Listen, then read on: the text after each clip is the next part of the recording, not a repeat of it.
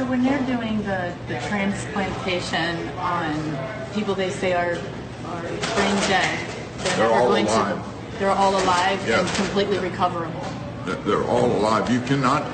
So they're harvesting organs out of people who are in some way conscious. They just can't communicate.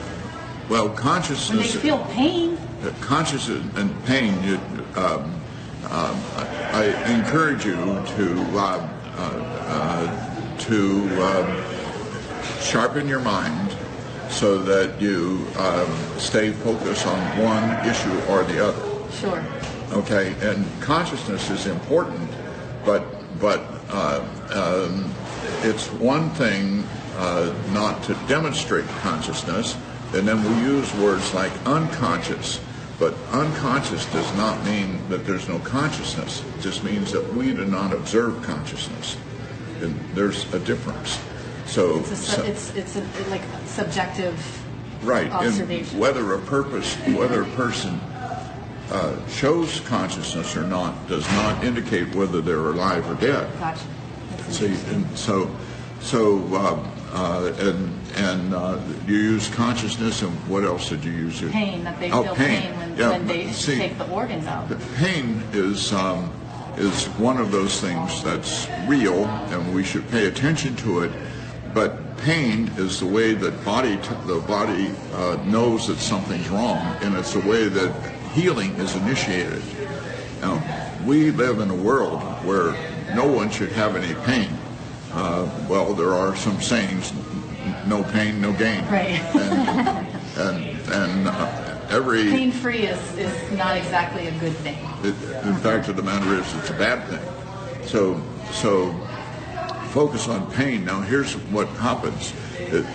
Just because a person can't demonstrate pain doesn't mean they don't have pain. You know, a very good example of that is they give paralyzing agents when they take the organs, so that they don't move and they don't Oh, that's so squirm. horrible. And even if they don't move and don't squirm, when they cut on them, their heart rate goes up and their blood pressure goes up, which is the response to pain.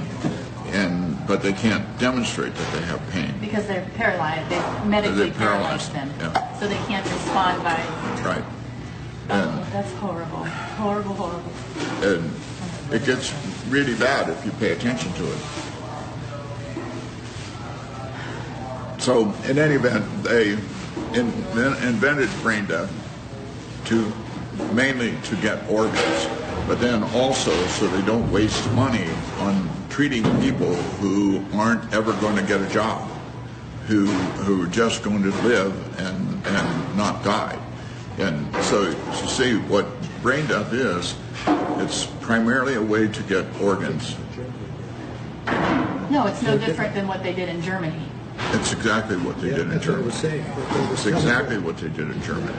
And actually, in my research many years ago, when you had to do the research by going to what we call the stacks in the library to get the old journals, and I found articles in the Journal of the American Medical Association in 1919, 1920, of a doctor in Germany who wrote to Journal of the American Medical Association and telling them what the doctors were doing in Germany. He signed it the overseas correspondent and told the doctors in the United States what was going on in Germany, and that was before Hitler. So in many ways, what's going on in this country is very similar to what was going on then. And it took World War II to stop those doctors.